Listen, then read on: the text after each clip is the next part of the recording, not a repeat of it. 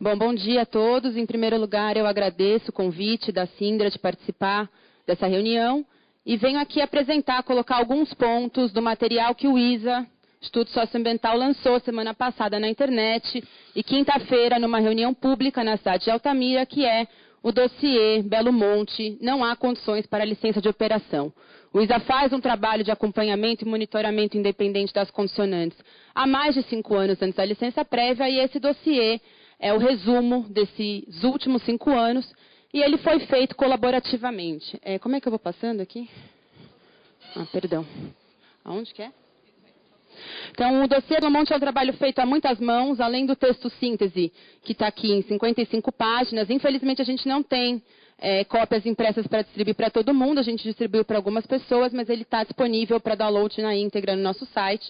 Além do texto síntese, ele contém uma coletânea, um CD, Vozes do Xingu, com 24 artigos, escritos por especialistas, técnicos, professores de universidades renomadas, Unicamp, a UFPA, movimentos sociais e, inclusive, a própria Defensoria Pública da União, o Ministério Público Federal. Então, convido os senhores já de antemão a fazerem a leitura completa desses artigos e do dossiê, porque ele traz um panorama amplo sobre o quadro atual de cumprimento das condicionantes.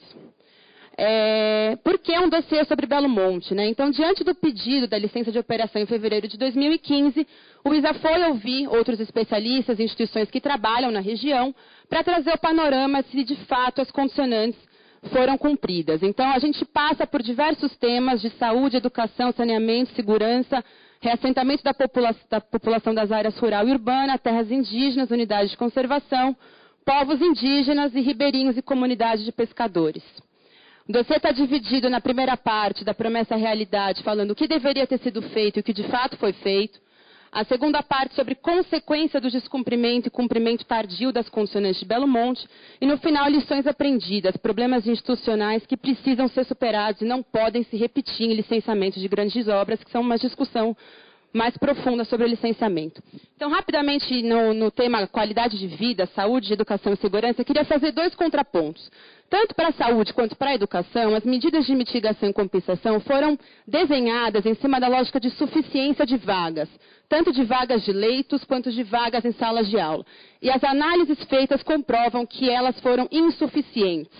Então, de 2009 a 2014, o Hospital Municipal São Rafael de Altamira passou os dados de que houve mais de 101% de atendimentos no hospital, enquanto o Hospital Geral de Altamira, que deveria ter sido construído pela Norte Energia, não havia sido inaugurado. Então, o hospital foi entregue no final do ano passado, ele ainda não foi inaugurado em Altamira, com mais de 2 anos e meio de atraso, e essa entrega tardia não mitigou o impacto da sobredemanda em serviços. O Hospital Municipal São Rafael, segundo o próprio secretário de Saúde de Altamira, ficou 100% lotado, 100% do tempo nos últimos 3 anos. A educação também, o empreendedor alega que a oferta de vagas é mais do que suficiente para atender a demanda, mas dados oficiais do INEP mostram excesso de alunos em sala de aula no ensino fundamental no meio urbano, além de índices alarmantes de queda e piora na qualidade do ensino, tanto do abandono escolar no ensino fundamental quanto da reprovação no ensino médio. E na segurança houve o acordo, o termo de cooperação técnica entre o Estado do Pará e a Norte Energia, mas os 115 milhões que foram investidos em segurança, que estão destinados, 70% já executados, não fizeram de Altamira uma cidade mais segura. Pelo contrário, o número de homicídios aumentou em 80%, segundo dados da Delegacia de Altamira, enquanto a população cresceu 50%. Um dos pontos principais do dossiê que eu queria apontar aqui, que não foi falado ainda, é sobre a destruição da pesca, da atividade pesqueira tradicional na região.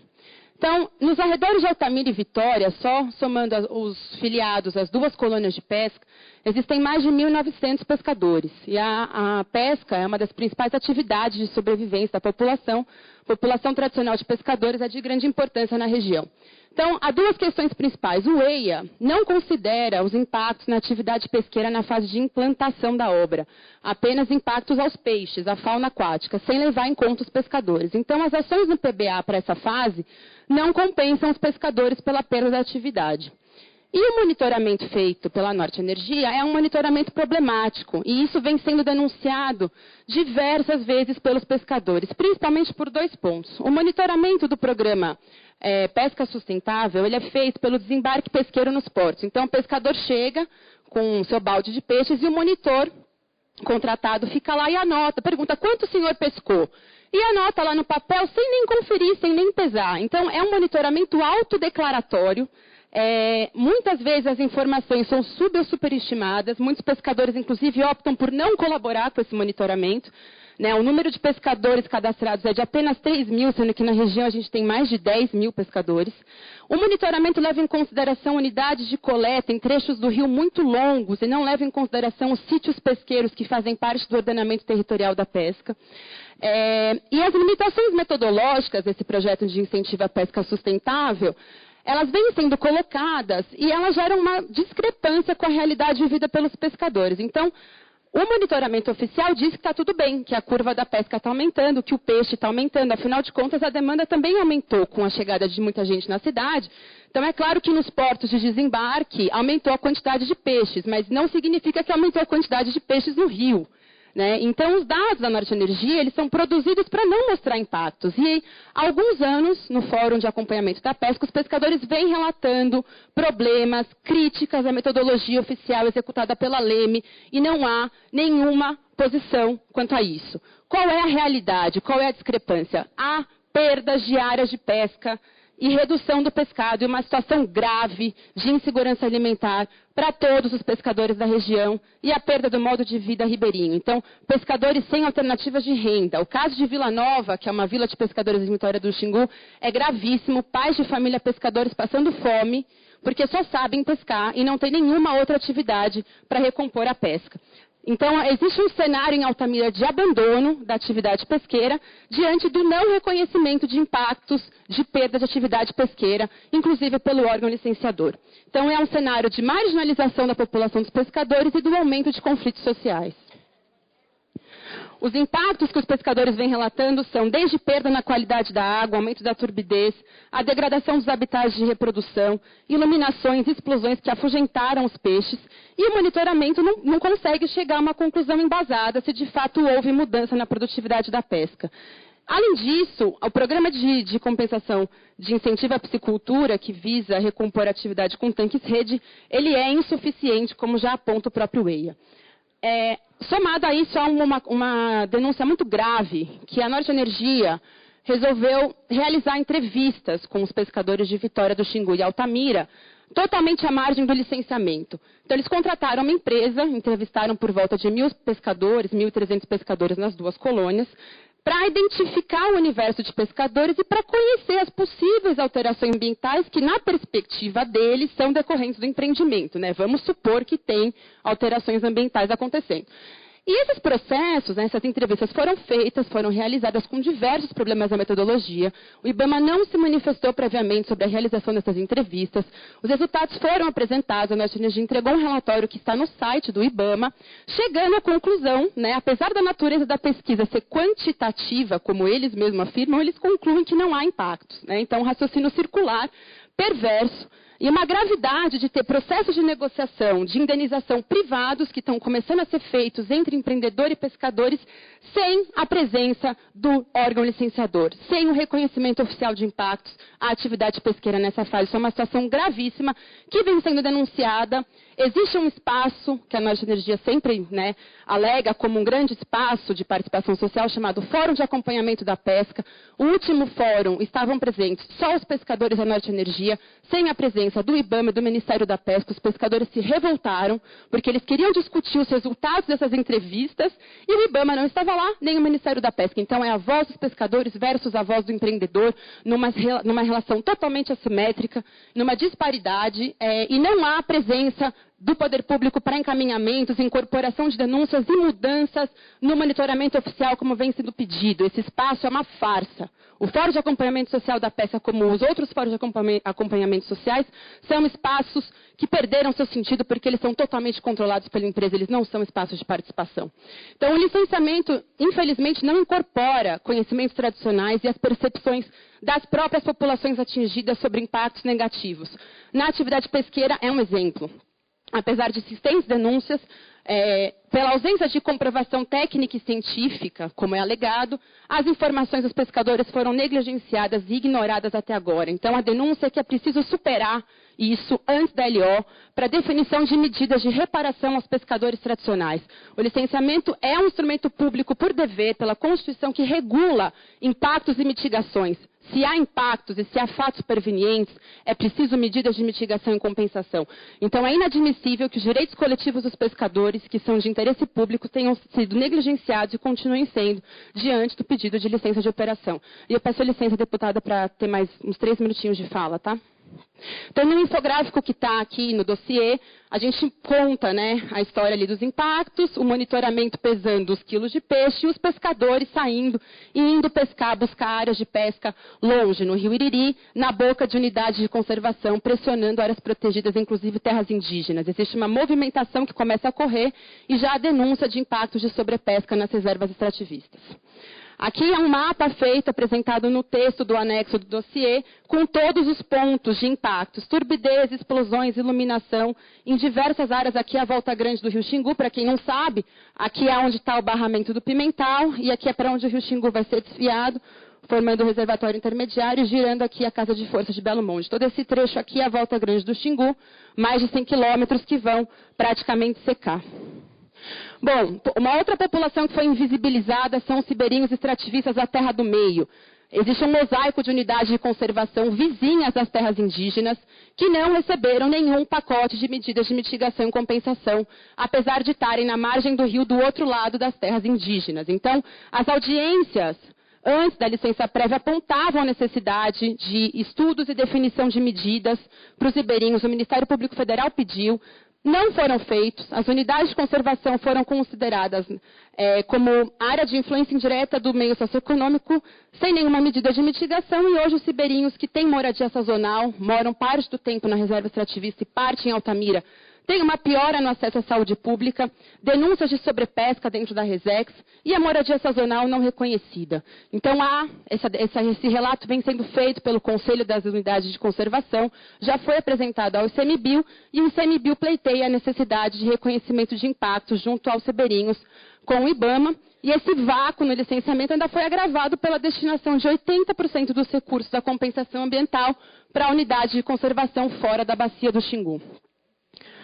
Bom, a violação de direitos na remoção da população, eu acho que a DPU talvez aborde esse tópico, né? Então eu vou passar rapidamente. Há diversas denúncias nos reassentamentos urbanos coletivos, que a gente prefere chamar de loteamentos, porque reassentamento você pressupõe que é um bairro já estruturado, deveria ter sido entregue estruturado. E há diversas denúncias de falta, ainda tem bairros que ainda não têm, os RUCs ainda não têm. Nem todos têm o sistema de saúde, de educação, os postos de saúde, transporte. Há denúncias de bairros em que o sistema de esgoto tem tido vazamentos. E as indenizações insuficientes. E reforçando um ponto que eu não vou poder entrar no mérito, o reassentamento coletivo rural não existe, ele é uma ficção. Apesar da Vila Santo Antônio ter sido removida há mais de 3 anos atrás, não existe ainda nenhum início de obra para começar a construção do reassentamento rural coletivo com os 28 lotes prometidos, o que é uma vergonha, estando a gente em 2015 à beira da LO. E o reassentamento urbano na beira do rio Pedral, existe um impasse com a prefeitura e os pescadores e beiradeiros não foram informados da opção do Pedral durante as negociações com a Diagonal, que foram negociações extremamente assimétricas, de pessoas indo negociar, maioria analfabetas, sem informação, com a Diagonal do outro lado da mesa e sem assessoria jurídica gratuita, porque a Defensoria Pública do Estado ficou mais de 1 ano fechada em Altamira até a Defensoria Pública da União chegar. A remoção forçada das famílias do modo de vida e a perda do modo de vida ribeirinho, ela vem com as constatações que o Ministério Público Federal teve depois da inspeção realizada, né? Pescadores sem rio, pescadores indo para longe do rio, ganhando indenizações irrisórias. E as condicionantes indígenas, já foi muito falado aqui, eu quero ressaltar 2 pontos. A falta de execução do plano de proteção territorial, não há nenhum em operação. Foram pedidos 21 há mais de 3 anos atrás, eles estão mais de 3 anos atrasados. Tem 2 postos entregues, 8 construídos, mas nenhum foi recebido pela FUNAI por problemas de pendências. E a questão é a seguinte, vai ter a construção dos restantes? O empreendedor vai cumprir o que foi pedido e contratar os 36 técnicos imediatamente que a FUNAI está pedindo, o empreendedor não só não construiu os postos, como em dezembro de 2014 propôs substituir todas as ações do plano de proteção por um sistema de monitoramento remoto das terras indígenas. A FUNAI fez uma contraproposta e falou não. A gente quer no mínimo 11 e contratação de 36 técnicos. A Norte Energia ainda não respondeu. Só que o cenário é o seguinte, Cachoeira Seca é a terra indígena mais desmatada do Brasil. Cadê o outro? Eu estou sem o dado aqui. No último ano foram tirados mais de 200 milhões de metros cúbicos de madeira, equivalente a 13 mil caminhões de madeira da terra indígena Cachoeira Seca. Existe um cenário de roubo constante de madeira nessa terra indígena, que ainda não teve a sua condicionante cumprida por parte do governo federal. Então, tanto o INCRA, a FUNAI, o IBAMA, com apoio da Polícia Federal e da Força Nacional, tem a obrigação de concluir a condicionante de extrusão, que é a retirada de não indígenas da Cachoeira Seca, homologar a terra indígena, finalizar o cadastramento dos ocupantes não indígenas, que nem terminou, assim como finalizar a extrusão da terra indígena Pitereua e também da Arara da Volta Grande. Então, a não realização dessa condicionante, somada à não realização do plano de fiscalização e vigilância, que era a responsabilidade do empreendedor, tem gerado um cenário de roubo de madeira e vulnerabilidade extrema dessa terra indígena. Então, a pergunta que fica é, esse plano vai ser construído quando? Essa condicionante precisa ser realizada antes da desmobilização dos canteiros da obra. É inadmissível a licença de operação ser concedida antes de ter esse impasse de vulnerabilidade das terras indígenas concluído. Bom, os atrasos no PBACI são diversos, a FUNAI já apontou, existem problemas no programa de infraestrutura e atividades produtivas, as casas foram entregues com problemas de construção, as casas de farinhas têm problemas estruturais, entra chuva, problemas nas prensas, os indígenas vêm relatando vários problemas. A FUNAI ainda não recebeu as 16 pistas de pouso. Dos 34 sistemas de abastecimento de água, a CESAI anunciou no último Comitê Gestor Indígena que não ia receber 12 postos por não observância de especificações técnicas. As obras de saúde e educação ainda estão em fase de projeto executivo. Dos 34 postos de saúde e escolas, nenhum está de pé. Em vez de focar e investir em ações de infraestrutura, o que foi feito foi o plano emergencial, como bem colocou a procuradora, e a gente conta aqui num outro infográfico, nesse processo clientelista de cooptação das lideranças indígenas através das mesadas de R$30 mil que foram entregues por 2 anos nas aldeias, em troca de litros de combustível, barcos, voadeiras e TVs, enquanto várias ações estão em atraso latente. O programa de atividades produtivas tem gerado perda da autonomia alimentar e um etnocídio, porque eles têm desmontado os sistemas tradicionais de roça dos índios, prometendo entrega de equipamentos que nunca chegam, gerando uma situação de total instabilidade e insegurança alimentar nos indígenas. Então, os impactos negativos que foram previstos no EIA, eles vêm se concretizando com a inadimplência total e gerando impactos na saúde indígena durante os anos do plano emergencial. Houve um aumento de 127% de desnutrição nas crianças que começaram a comer alimentos industrializados. Isso é um impacto irreversível. E na integridade dos territórios indígenas. E aí, para quem diz que está tudo cumprido, a gente fez uma conta. Está aqui, está num dos textos do dossiê, que se chama Passivo das Condicionantes Indígenas. O placar de atendimento das condicionantes é 42% das condicionantes indígenas ainda não foram atendidas ou apresentam pendências. Maior parte delas de responsabilidade ou do poder público ou compartilhadas entre o poder público e Norte Energia. Então, nas 31 condicionantes indígenas, apenas 18 estão plenamente atendidas ou em processo de atendimento. A gente usou as mesmas categorias que o IBAMA usa para avaliar condicionantes. E aqui é o infográfico do Plano Emergencial Indígena, que durou 2 anos e gerou um impacto de desestruturação nas aldeias irreversível em diversos pontos. Bom, por fim, o saneamento básico, que também está considerado uma condicionante atendida, foram gastos 485 milhões, mas o sistema está inoperante porque faltam ligações domiciliares. Eu queria deixar claro que o IBAMA, quando foi conceder a LI, escreveu explicitamente que antes de iniciar o enchimento do reservatório, está aqui, a maioria dos domicílios esteja conectado à rede de coleta e tratamento de esgotos. Isso é condicionante para a operação. Sem o sistema operante, a obra é inviável ambientalmente. O reservatório do Xingu não pode ser criado com o escoamento de águas e dejetos indo direto ao rio por uma questão de perda da qualidade da água. E a maioria dos domicílios não está conectado à rede de coleta e tratamento de esgotos, porque a obra foi entregue pela metade. A Norte Energia entregou os canos, as tubulações e as ETs, mas a gente vê no infográfico que 0% do esgoto vai ser tratado se os ramais domiciliares não forem feitos. A Prefeitura já sinalizou que a Norte Energia vai pagar a conta de fazer as ligações intradomiciliares, mas a gente sabe que isso não é tão simples, porque isso implica entrar na casa das pessoas. E a sociedade civil quer saber como vai ser o controle social disso. E qual é o cronograma de execução desse plano? Como vai ser o engajamento da população? Como a equipe da prefeitura vai entrar casa a casa e garantir a adesão das pessoas ao sistema e garantir a ligação do ramal domiciliar? E principalmente se o IBAMA vai considerar a condicionante atendida sem a ligação domiciliar, porque sem o esgoto estar coletado diretamente da ligação para a caixa coletora, da porta da casa das pessoas até o sistema de tubulação, não adianta ter um sistema de tubulação de primeiro mundo da Noruega. Ele não vai funcionar. Então, o impasse continua. E as ligações vão ser feitas antes da licença de operação?